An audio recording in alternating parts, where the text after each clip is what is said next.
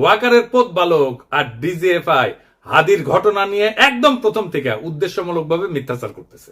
এই ওয়াকারের পথ বালক আসল অপরাধীকে আড়াল করার জন্য কইল কি ভারত থেকে আসছে নাকি 80 জন শুটার বানোয়াট গল্প প্রচার করলো। কিন্তু ডিসেন্টের অনুসন্ধানে আসল অপরাধী বের হয়ে আসলো, আদাবরের লীগের সন্ত্রাসী যে জেলে ছিল, তারা জামিন করেছে বিএনপির নেতা।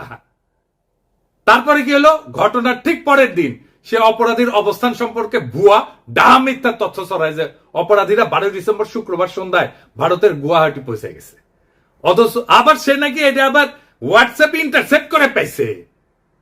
চিন্তা করেন, অথচ অপরাধ ঘটে দুপুরের দিকে ঢাকা থেকে রওনা দিয়ে সন্ধ্যায় আসামের গুয়াহাটি পৌঁছানো সড়ক পথে অসম্ভব একটা ঘটনা। এছাড়া ঘাতক ফয়সালের বাবা মা আদালতে তাদের স্বীকারোক্তিতে বলছে ঘাতক সেই শুক্রবার রাতে ঢাকার আগারগাঁওয়ে তার বোনের বাসায় ছিল। অর্থাৎ ঘাতকেরা যখন ঢাকায় তাদের বোনের বাসায়, সেই সময় ওয়াকারের পথ বালক গুজব রটাইতেছে যে তারা ভারতে চলে গেছে। চিন্তা করেন, তাদের সন্ধান করে লাভ নাই। মানে বুঝিছেন?